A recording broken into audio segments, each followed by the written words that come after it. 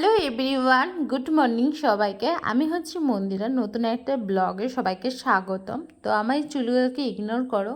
তো এখনকার হচ্ছে আমার এই কার্লি হেয়ারগুলো আমার খুবই বিরক্ত লাগে, সবার যেখানে আমি স্ট্রেট হেয়ার দেখি। বাট আবার এখন ট্রেন্ডিংয়েও চলছে, অনেকে যাদের সোজা চুল আছে তারা কার্লি করতে চাইছে, যাদের কার্লি আছে তারা সোজা করতে চাইছে, ওইসব বাদ দিন। তো আমি এখানে চলে এসেছিলাম রসুন আর আদা ছাড়াতে। তো মা হচ্ছে সকাল থেকে সব কিছু কমপ্লিট করে নিয়েছে, ঘরে আজ সমস্ত কাজ। আর আমি এখানে একটু রুমটাকে গুছিয়ে নিচ্ছিলাম। আর এই যে বাঘটা দেখতে পাচ্ছি, একদম আমি যখন ছোট্ট ছিলাম এই বাঘটা হচ্ছে বাবা আমার জন্য নিয়ে এসেছিলো। ওর চোখগুলো দেখে না আমি প্রচণ্ড ভয় পেতাম। তো একটা চোখ এখন ওর নেই, ও অন্ধ।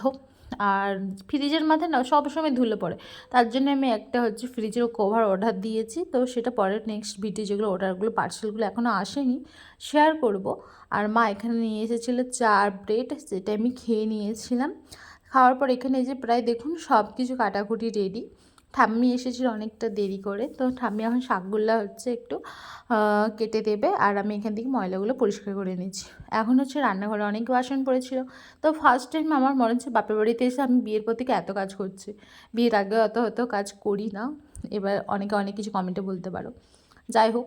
তো আজকে রান্নাটা আমি করবো, কারণ মা আমাকে কখনো পুরো সম্পূর্ণ রান্না করতে দেয় না আমাকে।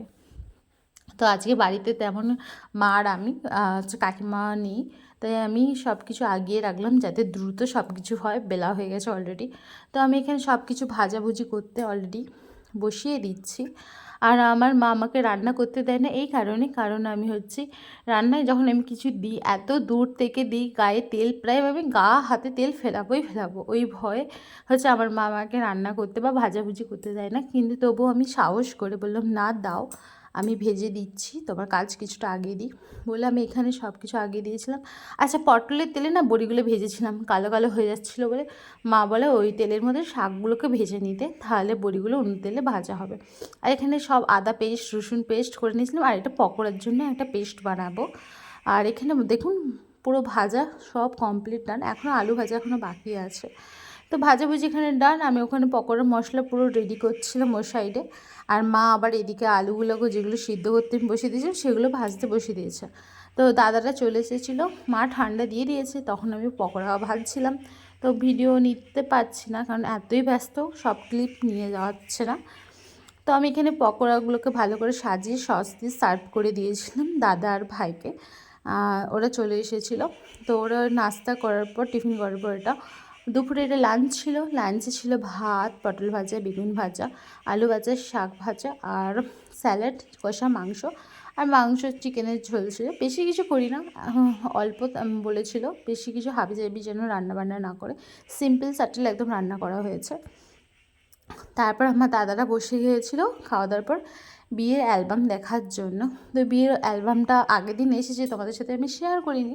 বিয়ের অ্যালবামটা তারা দেখছিল। বিয়ের অ্যালবামটা খুবই সুন্দর বানিয়েছে, আর আমিও দেখেছিলাম, সবাই অলরেডি দেখে নিয়েছে আমার বিয়ের অ্যালবাম। মাসিকে ওর নিয়ে যাবে দাদারা বলেছিল। তো দাদা হচ্ছে বিয়ের অ্যালবাম এখানে সব কিছু চেক করছিল। তো বিয়ের অ্যালবামগুলো আমি সব এখানে ফটো তো আর দিতে পারবো না।